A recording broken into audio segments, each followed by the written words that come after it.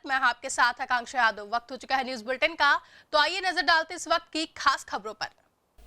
नौगावा विधानसभा उपचुनाव में बीजेपी के प्रत्याशी संगीता चौहान ने जीत दर्ज की है। अमरोहा जिले के नौगावा विधानसभा उपचुनाव में बीजेपी के प्रत्याशी संगीता चौहान ने 15,167 वोटों से जीत दर्ज की। जी हां, पहले 20 सीट से भी संगीता चौहान के पति स्वर्गीय चेतन चौहान ने जावेद आब्दी को चुनाव में हराया था। कोविड-19 बीमारी से उनके निधन के बाद यह सीट नियुक्त हो गई थी, जिसके चलते उपचुनाव होना था।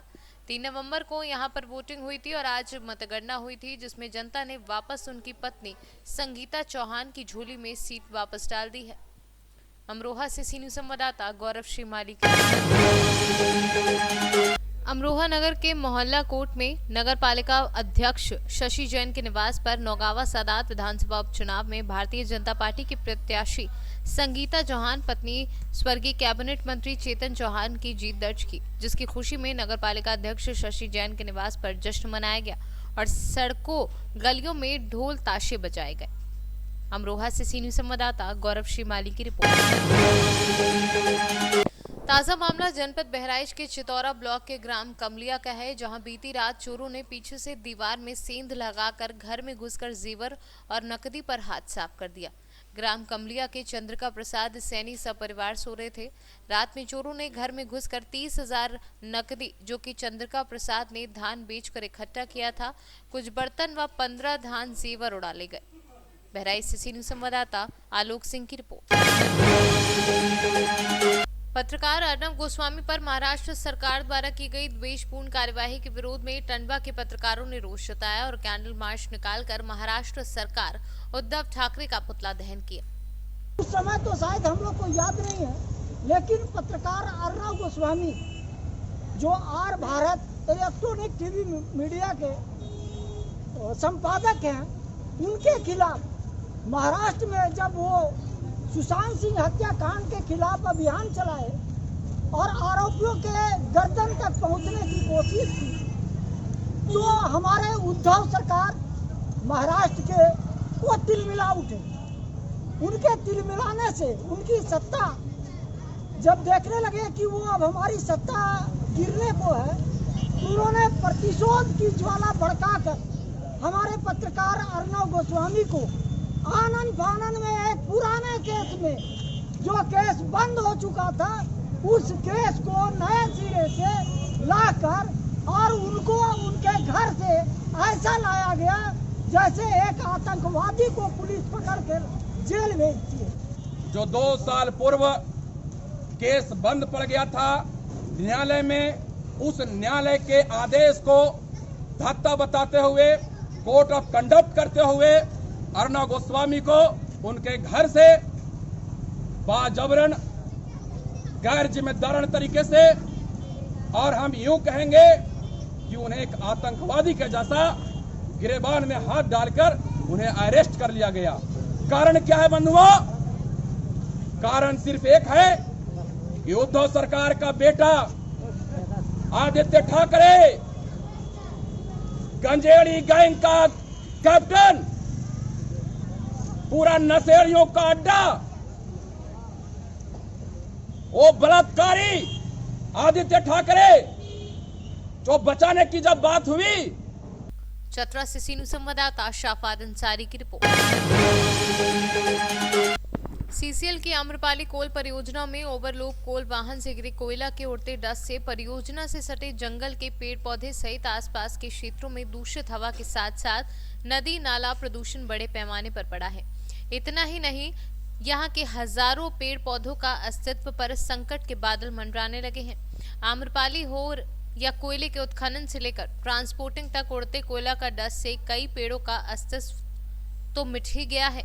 आम्रपाली से शिवपुर रेलवे साइडिंग तक कोयले ढुलाई में लगे सैकड़ों वाहन में ना ही तरपाल ढका जाता है और ना ही नियमित पानी सड़क में पटाया जाता है। चतरा से सी न्यूज़ संवाददाता शाफाद अंसारी की रिपोर्ट।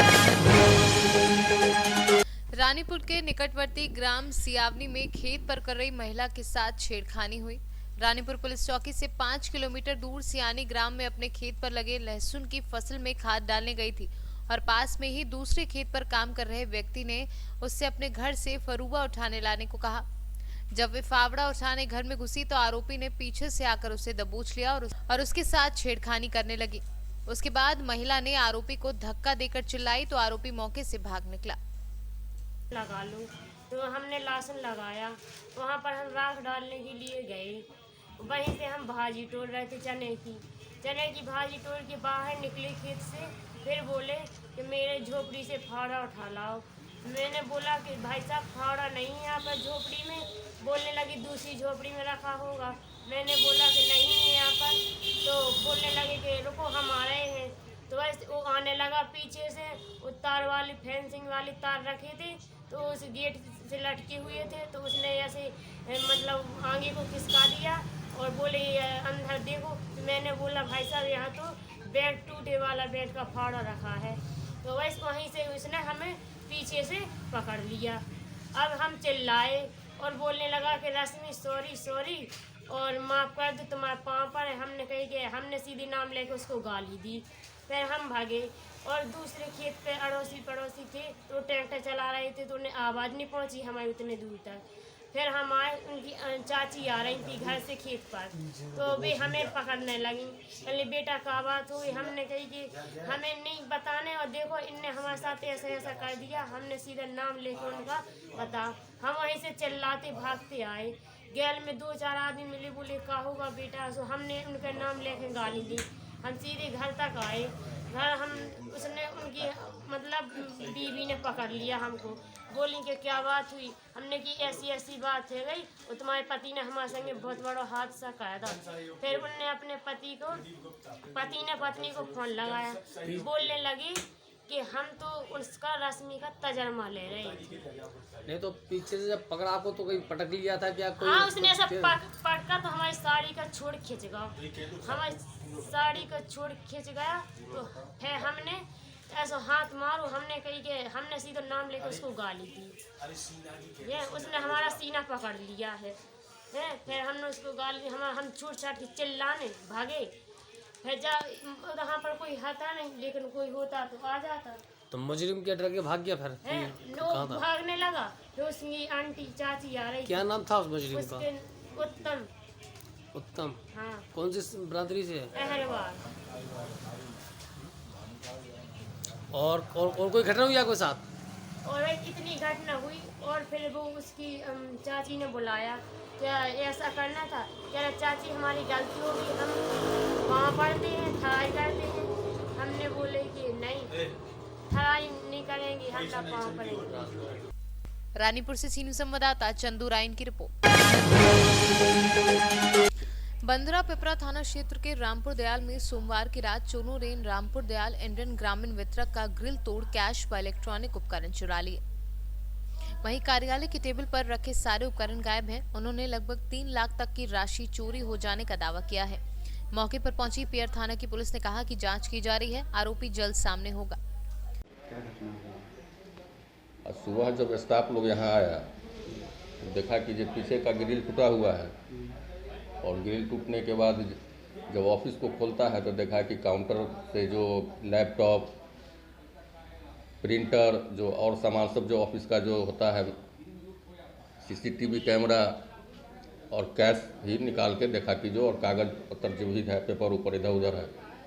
उसके बाद हम लोग को जानकारी दिया तो हम लोग मुजफ्फरपुर मेरा डेरा हुआ, वहाँ से हम लोग यहाँ आए हैं। तो फिर प्रशासन को खबर किए हैं। फिर जो अगल बगल के जो ग्रामीण हैं उन लोगों के सामने में इस चीज़ को दिखलाया गया। लगभग 3 लाख के आसपास था। ये घटना आपके अंदाजा से कब का है? कल का है, परसों का है? नहीं, कल का ही घटना है, रात का है, कल रात का घटना है। बीती हुई रात को। अच्छा, आपका नाम क्या है सर? मेरा नाम पंकज ठाकुर हुआ। अच्छा, कौन गैस एजेंसी है? रामपुर दयाल इंडियन ग्रामीण। मुजफ्फरपुर से सीनियर संवाददाता गंधीर कुमार झा की। फिलहाल के लिए बुलेटिन में बस इतना ही। देश और दुनिया की तमाम बड़ी खबरों के लिए जुड़े रहे सी न्यूज़ भारत के साथ। हर खबर आपके साथ, आपके हाथ।